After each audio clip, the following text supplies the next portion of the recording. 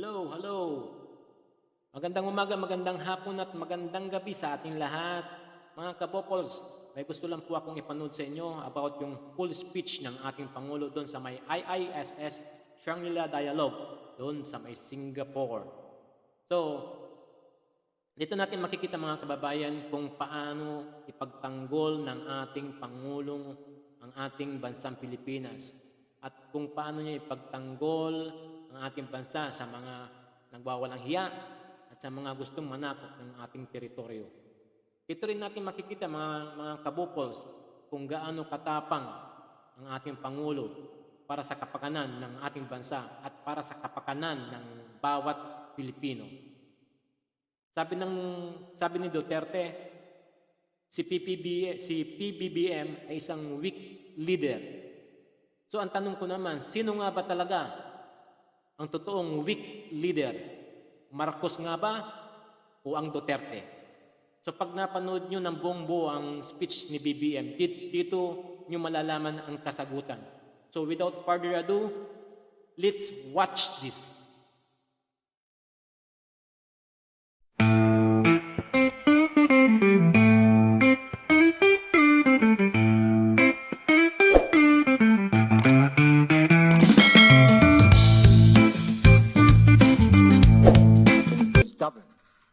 The challenge to which the participants in the IISS Shangri-La Dialogue should rise is to find ways to build a fresh rules-based order within the Asia-Pacific that is relevant to the specific issues that dominate geopolitics and geoeconomics here.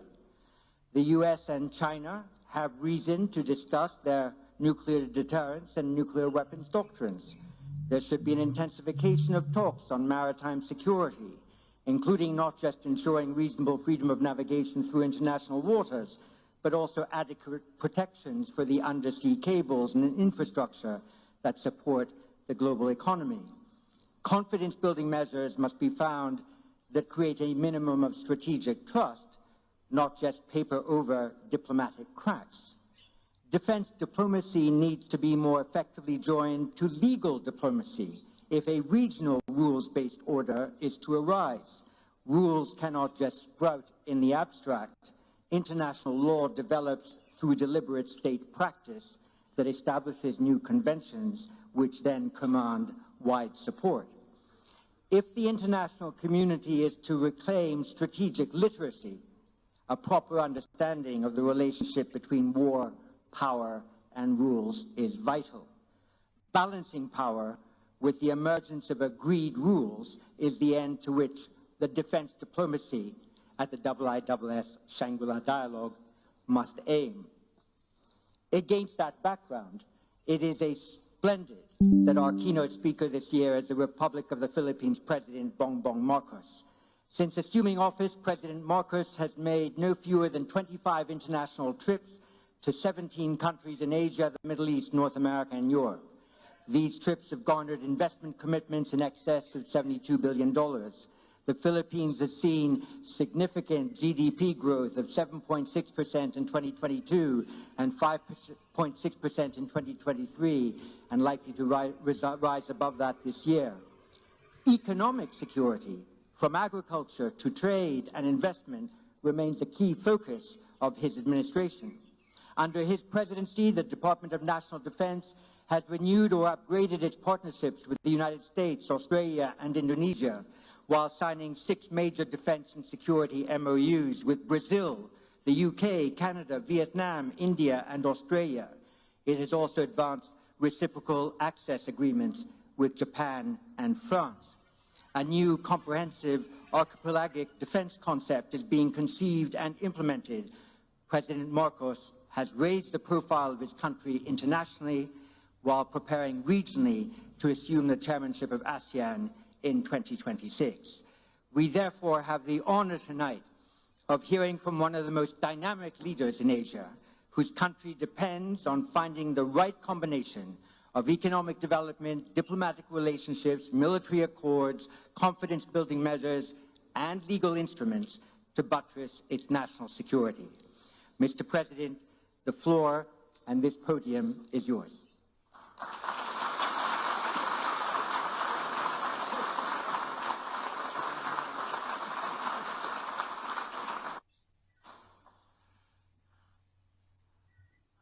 Thank you very much for that very kind and thorough introduction. Prime Minister Lawrence Wong, Senior Minister Lee Hsien Loong, Sir John Chipman, of course, Your Excellencies, ladies and gentlemen.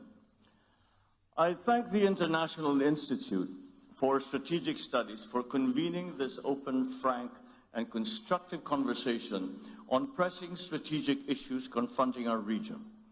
I also thank the government of Singapore, especially Prime Minister Wong and Senior Minister Lee, for providing an environment that is conducive to this dialogue. The notion of Shangri-La conjures up a mystical sense of tranquility, of free souls living in peace and harmony. And it may sound like a wishful concept, but it is symbolic of a continuing dream, an international community that lives in peace, upholds the rule of law, and enables all nations to thrive in pursuit of their respective aspirations. We Filipinos are paragons of this dream. Our history reflects our commitment to the values that engender amity, fraternity, and sovereign equality amongst nations. Our commitment to peace and to the rule of law inheres in how we have defined our sovereign home. When we established our Commonwealth in 1935, we put together a constitution that defined our territory in accordance with the international treaties that became the basis of our archipelagic unity. The Treaty of Paris between Spain and the United States crystallized our islands into a cohesive whole. The Treaty of Washington clarified the extent of our sovereignty and patrimony and a line set by international powers.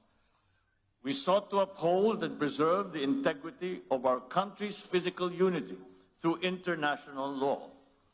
Together with others, we put forward the Archipelagic Doctrine, which regards all archipelagic states as a single unit, with the waters around, between, and connecting their islands, irrespective of their breadth and dimension, forming part of their internal waters. This doctrine has since been enshrined in the 1982 United Nations Convention on the Law of the Sea, or the UNCLOS.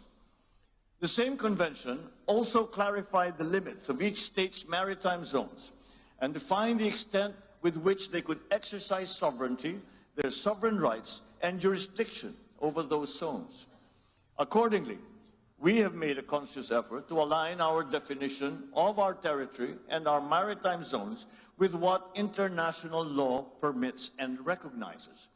This has been inscribed in Article 1 of our Constitution.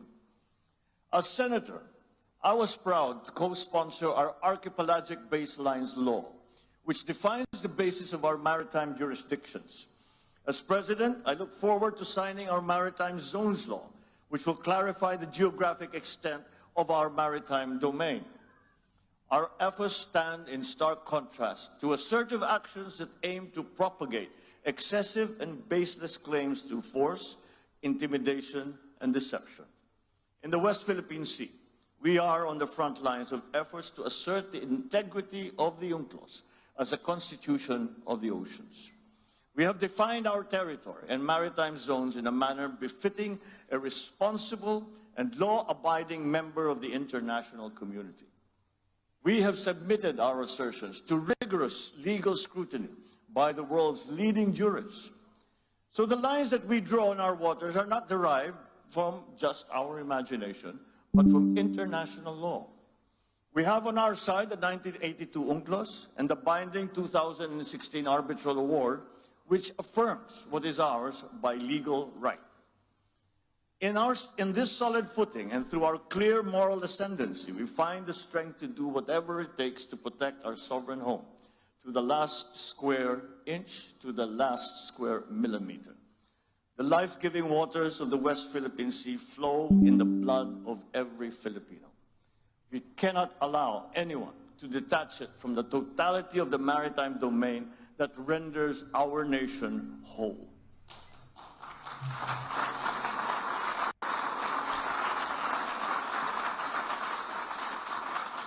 As President, I have sworn to this solemn commitment from the very first day that I took office. I do not intend to yield. Filipinos do not yield. Ladies and gentlemen, we are not only unyielding in protecting our patrimony, our rights, and our dignity as a proud and as a free country. We are also firm in our commitment to regional and global peace. We renew this commitment at this turbulent juncture of our history. I will repeat what I said at the United Nations almost 2 years ago. Amidst challenging global tides, an important ballast stabilizes our common vessel. Our open, inclusive, and rules-based international order is governed by international law and informed by the principles of equity and of justice. For the past 79 years, this rules-based order has allowed our region to flourish. The stability and the predictability that it has engendered has been crucial to the success of the stories of our region, be it the post-war revival of Japan, the economic miracles of Korea in Southeast Asia, the rise of China and of India. When this world order was built in 1945, our forebears vowed to make the floors of the United Nations the last battlefield. We made a determination for humanity to survive and to never again be wiped out in another Holocaust. The Philippines has always been part of that history. Amidst the rubble of war, we were there, amongst the architects of the new peace. We stood on behalf of colonized peoples of Africa and Asia. We opposed attempts to dilute the inviolability of the right to self-determination. We helped enshrine the right to independence in the Charter of the United Nations. In 1982, we led our global community in unanimously adopting the Manila Declaration on the peaceful settlement of disputes. This affirmed that differences amongst nations must always be solved peacefully through legal and diplomatic processes, never through the threat or the use of force. Today, these norms are under significant stress. The world is facing a watershed moment. In our region, recent patterns of aggression and militarization and emerging arms races threaten our lands of promise with an uncertain future. In the midst of these significant shifts, I see 7 realities in the Indo-Pacific. First, the future of our region will be determined by many nations, each with its own unique experiences and aspirations.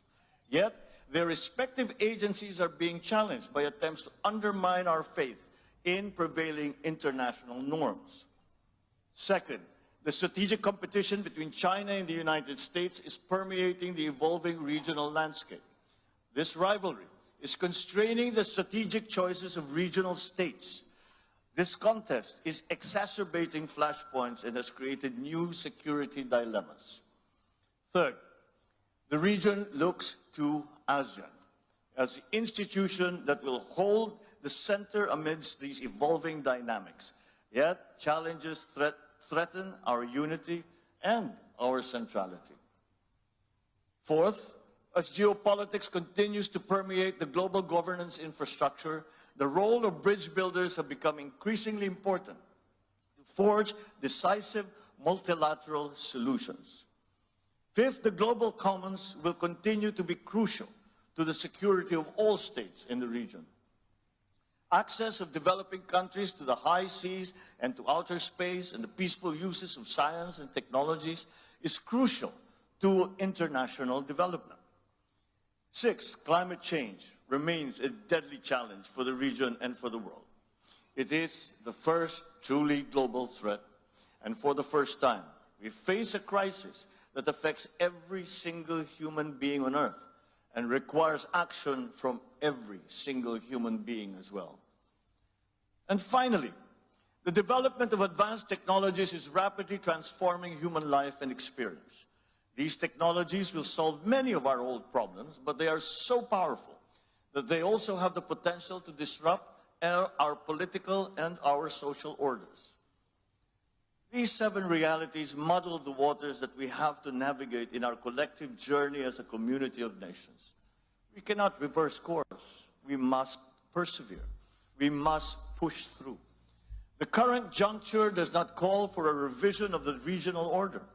Instead, it calls for the reaffirmation of the wisdom of San Francisco in 1945, of Bangkok in 1967, and of Manila in 1982.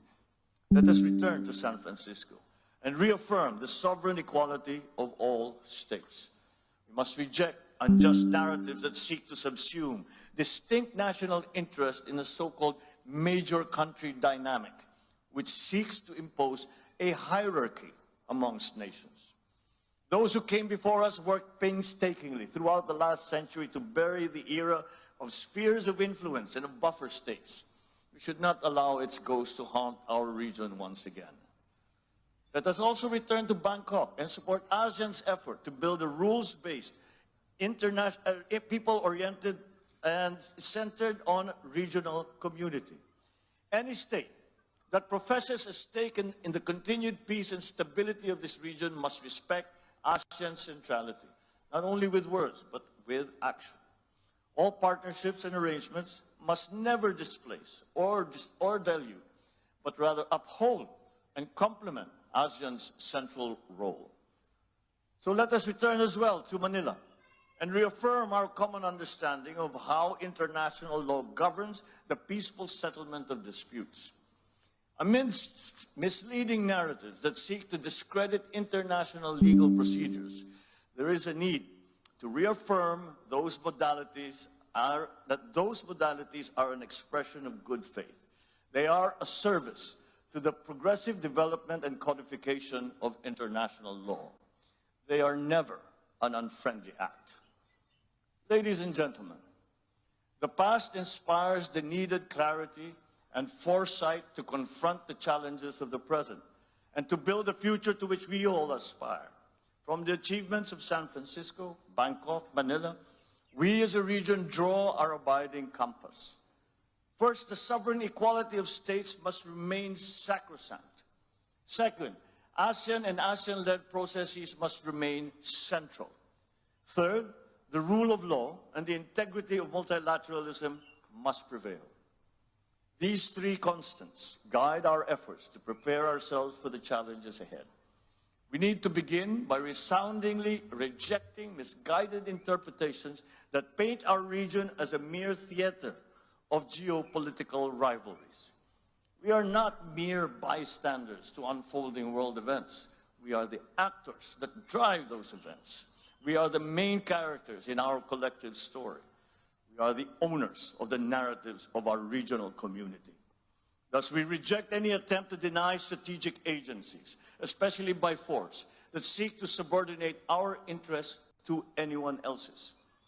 China's determining influence over the security situation and the economic evolution of this region is a permanent fact. At the same time, the stabilizing presence of the United States is crucial to regional peace. It's never a choice. Both countries are important.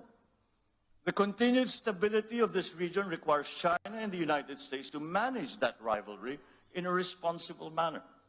Pending the total elimination of nuclear weapons, China and the United States have a unique responsibility to undertake concrete measures to reverse the recent increase in nuclear stockpiles and to alleviate the risks of nuclear conflict. For a long time, nuclear disarmament, the nuclear disarmament discourse has focused on the Euro-Atlantic. Together with our strategic partners, Australia and Japan, the Philippines has been seeking to bring Indo-Pacific issues to the fore. We promote nuclear risk reduction in the region through the ASEAN Regional Forum. We push for the negotiations for a fissile material cut-off treaty at the United Nations. We will not waver in these efforts. Our work towards a world free of nuclear weapons is rooted in our desire to extinguish the last vestiges of the Cold War. Yet the danger of regional regression towards Cold War thinking has never been more pronounced. It has become even more crucial for us to assert that the future of our region will be driven not by one or two powerful countries, but by all of us. Peace, security, and stability are the business of all countries. The interests and responsibilities of all states in the community of nations must always be acknowledged. All our voices must be equally heard. As a Pacific nation, the Philippines shares with our eastern kin the same experience of a climate-vulnerable country. It is clear to us that the Pacific Island states must become part of any meaningful discussion regarding the future of our region. It's time to put the Pacific back into Indo-Pacific. We also share with South Asia states similar aspirations as rapidly growing economies. Their continued development rests upon the maintenance of peace and stability in the Indian Ocean region. In the same vein, the economic security of East Asia depends upon the freedom of navigation and unimpeded passage in the South China Sea and in the East China Sea, and the stability of the Korean Peninsula and the Taiwan Strait. By virtue of geographic proximity and the presence of Filipinos in Taiwan, we have a legitimate interest in cross-strait issues. The Filipino people have a long history of fraternal bonds with the people on both sides of the Taiwan Strait. Peace and stability must prevail.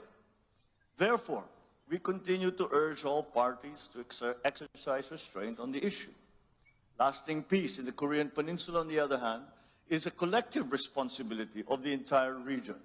The DPRK must comply with all its international obligations under relevant UN Security Council resolutions and commit to constructive and peaceful dialogue with the Republic of Korea. Finally, any effort to resolve maritime differences in the East China Sea and the South China Sea must be anchored on international law, particularly UNCLOS. We must accord due regard to the legitimate interests of all parties and respect legally settled rights.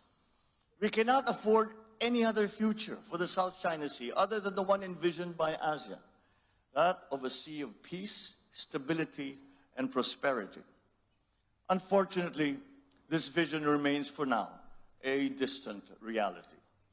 Illegal, coercive, aggressive, and deceptive actions continue to violate our sovereignty, sovereign rights, and jurisdictions.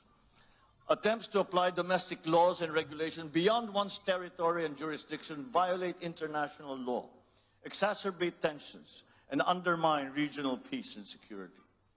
But despite all this, the Philippines remains committed to the cause of peace upon which our constitutional order is premised. We are committed to addressing and managing difficult issues through dialogue and through diplomacy. The 1982 UNCLOS and the binding 2016 arbitral award provide a solid foundation for the peaceful resolution and management of disputes. Our policy in the South China Sea is built upon these two touchstones. We will continue to work with ASEAN and China towards an effective and substantive code of conduct, one that is firmly moored in UNCLOS. As the world's second largest archipelagic nation, we have more sea than land in our territory. We are among 18 mega-diverse countries in the world, and we have the fourth longest national coastline. We will continue to build upon our significant footprint in enriching UNCLOS, the Convention on Biological Diversity, and the High Seas Treaty. As we work to uphold the rule of law in international affairs, so shall we build our capabilities to protect our interests in our own maritime domain and in the global commons. Under our comprehensive archipelagic defense concept, we shall develop our capacity to project our forces into areas where we must, by constitutional duty and by legal right, protect our interests and preserve our patrimony. And as we build our defense capabilities, so shall we continue to invest in diplomacy. Our commitment to ASEAN centrality shall remain a core element of our foreign policy. At the same time, we shall strengthen our alliance with the United States and our strategic partnerships with Australia, Japan, Vietnam, Brunei, and all the other member states of ASEAN. We will also pursue more robust collaboration with friends, such as the Republic of Korea, India, amongst others. Collaborative endeavors among a few states that share specific interests built into pillars that support the architecture of regional stability. It is in this spirit that we pursue trilateral collaboration with Indonesia and Malaysia in the Celebes Sea. It is the same rationale behind our broader cooperation with Australia, Japan, and the United States in our exclusive economic zone. Last month, the Philippines, Japan, and the United States adopted our joint vision statement on enhancing economic cooperation and contributing to regional peace and security through trilateral cooperation. These partnerships reflect our commitment to preserving, defending, and strengthening the rules-based regional order. And yet the scope, the depth, the breadth of the challenge that our region now faces requires our collective, our inclusive, and our decisive action. Addressing the realities of our regional security landscape requires our greater collective political will. Let us begin by realizing the vision set for us by leaders past. In 1976, 5 leaders of Southeast Asia, including my father, signed the Treaty of Amity and Cooperation in the Southeast Asia, or the TAC. This landmark treaty is meant to promote perpetual peace, everlasting amity, and cooperation amongst nations. Its goal is to contribute to their strength, the solidarity, and closer relationship. The TAC's provisions were relevant then, and they remain relevant to this day. It is no wonder, then, that the 54 parties from all regions of the world, many of which are represented in this dialogue, have now acceded to this landmark instrument, with nearly a dozen more countries expressing their desire to be bound by the TAC's tenets. This indicates that all stakeholders in the future of this region are committed to peace. It is timely for parties to consider how this treaty can help address the geopolitical and geoeconomic issues facing the region today and the looming challenges ahead. So as we look to the future, let us breathe new life into this noble purpose and the principles of this treaty. Ladies and gentlemen, beyond the regional horizon, we recognize the importance of upholding multilateralism. It remains the single viable platform for collective action against transcendent global challenges. We must therefore step back from the precipice of paralysis. We should transcend geopolitics, find common ground, work to strengthen global institutions. This requires active leadership on the part of middle powers, which have the capacity to cross political and ideological lines, forge genuine consensus, and lead credible efforts towards decisive multilateral solutions. I am proud of the Philippines' efforts to build bridges on issues ranging from climate action to disarmament and non-proliferation, from sustainable development to equitable global health cooperation. In all our multilateral engagements, we seek to bridge global conversations with our unique regional perspectives. Just as Indo-Pacific states must determine our own destiny, so too must we be active participants in charting the future of the world. We must shape the rules. We must build those bridges. It is in this context that we are actively seeking to amplify Indo-Pacific voices in the context of global conversations on the issue of lethal autonomous weapon systems. We likewise seek regional consensus regarding the development of norms of responsible behavior in outer space and in cyberspace. We will bring our experience as a trusted partner, credible pathfinder, and committed peacemaker when elected to the United Nations Security Council for the term of 2027 to 2028. My country has come a long way in our painstaking, often difficult, but steady journey towards the fulfillment of our people's aspirations. Despite daunting challenges and our increasing vulnerabilities, we remain on track to achieve our goal of a high-income economy and a prosperous country by the year 2040, a place where Filipinos live strongly rooted, comfortable, and secure lives. Our strong potentials come with an inevitable rise in our global standard. Just as we have done in the past, we will embrace our role in this region and around the world with a sense of purpose. We are determined to be a force for the good, a force for peace, a champion of regional and global unity, a staunch defender of the rules-based international order. The Indo-Pacific holds much promise as the fastest growing economic hub and the largest contributor to global growth. That premise must be kept alive. Furthermore, that promise must be fulfilled. Geopolitics must not distract us from our fundamental duty as civil servants, as public intellectuals, as statesmen, to deliver for our people and to safeguard the future of the coming generations. This is the reason why we strive for stability, for security, and for peace. This, ladies and gentlemen, is our core purpose, our collective commitment, our calling. It is for this most noble of causes that we must come together to win the future of our region and to make a better world. And with your help, with our partnerships, with the alliances that we forge, we will make it happen. Thank you and good evening.